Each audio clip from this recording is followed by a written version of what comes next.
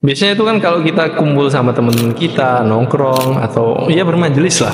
Kita tuh di akhir itu minta ke teman kita yang kita rasa paling soleh atau paling alim untuk mendoakan kebaikan untuk kita. Dan itu juga dilakukan oleh para tabi'in ketika mereka berkumpul di sisi Anas bin Malik. Mereka sebelum memulai obrolan mereka, mereka meminta kepada Anas bin Malik. Salah seorang dari mereka mengatakan, "Wahai Anas, kita akan lebih suka kalau misalnya engkau doakan kebaikan untuk kita." Anas bin Malik dengan menggunakan doa yang simpel, beliau berdoa, "Rabbana atina fid dunya hasanah wa fil akhirati hasanah wa qina adzabannar." Terus sudah gitu aja. Jadi cuman doa sabu jagat. Setelah itu para tabi'in dan juga Anas bin Malik pun ngobrol. Setelah 1 jam mereka hendak beranjak, dikatakan lagi ke Anas bin Malik, "Kita mau beranjak. Tolong doakan untuk kita sebagaimana engkau tadi doakan." Anas bin Malik pun protes. Gini, "Kalian mau aku persulit lagi urusannya? Maksudnya ini udah mau selesai, mau beranjak, ngapain harus nunggu saya untuk mendoakan lagi?" Dia bilang lanjutannya adalah, bahwasanya ketika Allah sudah memberi kalian di dunia ini hasanah, di akhirat juga hasanah, lalu menghindarkan kalian dari siksa neraka, maka kalian telah mendapatkan semua kebaikan. Segala kebaikan sudah tercakup dalam doa Rabbana atina fid dunya hasanah wa fil akhirati hasanah wa qina adzabannar. Maka disebutlah di orang-orang kita itu sebagai sapu jagat, karena dia menyapu semua kebutuhan manusia itu semua dikumpulin menjadi satu gitu.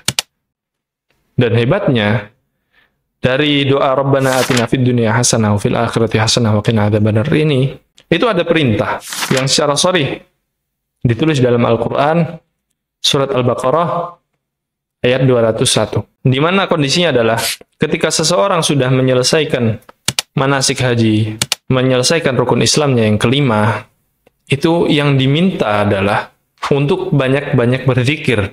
Dan disebutkan di situ, wa minhum may yaqulu rabbana atina fid dunya hasanah wa fil akhirati hasanah wa qina adzabannar. Dan di ayat berikutnya Allah Ta'ala berfirman, ulaika lahum nasibum mimma kasabu wallahu sari'ul hisab.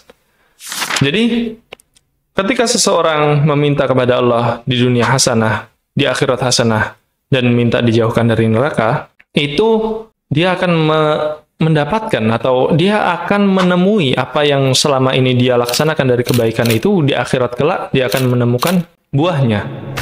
Jadi doa ini selain dia sudah memberikan apa yang kita butuhkan dan kita inginkan, kebaikan apa saja yang pernah diminta oleh manusia dari dunia, kebaikan apa saja yang pernah diminta oleh manusia dari akhirat, itu semua sudah tercakup. Ditambah lagi, dengan doa itu juga, amal-amalan yang barusan dilakukan, amalan-amalan yang telah dilakukan, itu dibantu untuk diterima dan akhirnya bisa ditemukan buahnya di akhiratnya kelak. Dalam tafsir Ibnu Katsir, beliau menuliskan bahwasannya, "Fajama'at hadhihi ad-da'wah kulla khairin fid dunya wa sarafat kulla syarr." Doa ini sudah mengumpulkan semua kebaikan dunia dan menghindarkan semua keburukannya. Fa innal hasanata fid dunya tashmulu kulla matlubin dunyawiyyin. Karena kebaikan di dunia, hasanah, itu mencakup semua yang pernah diminta oleh manusia. Dari kesehatan, dari rumah yang nyaman, pasangan yang baik, rezeki yang luas, ilmu yang bermanfaat, amal yang solih, kendaraan yang nyaman, nama baik di kalangan masyarakat, dan semua, beneran semua. Dari apa yang pernah terpikirkan olehnya dari kebaikan yang ingin dia minta, itu sudah termasuk dalam hasanah di dunia itu. Ditambah lagi, wa fil akhirati hasanah. Kata Ibnu Katsir, tidak ada pertentangan dalam perincian hasanah yang termasuk dalam kata hasanah ini, melainkan saling melengkapi. Jadi saking banyaknya, saling melengkapi. Di akhirat masih ada hasanah. Hasanahnya di akhirat itu apa? Masuk surga, dimudahkan menyeberang sirat, diberi naungan ketika di mahsyar, dimudahkan di masa tunggu, diberi minuman dari haud, atau kalau umat Nabi Muhammad SAW diberikan minuman dari Al-Kautsar. Maka itu semua termasuk hasanah di hari kiamat. Dan ditambah lagi khususon untuk urusan neraka, wa qina adzabannar, agar Allah Ta'ala mengharamkan neraka bagi kita. Karena untuk urusan neraka ini, walaupun kita sudah mengucapkan la ilaha illallah, kita masih memungkinkan untuk masuk neraka.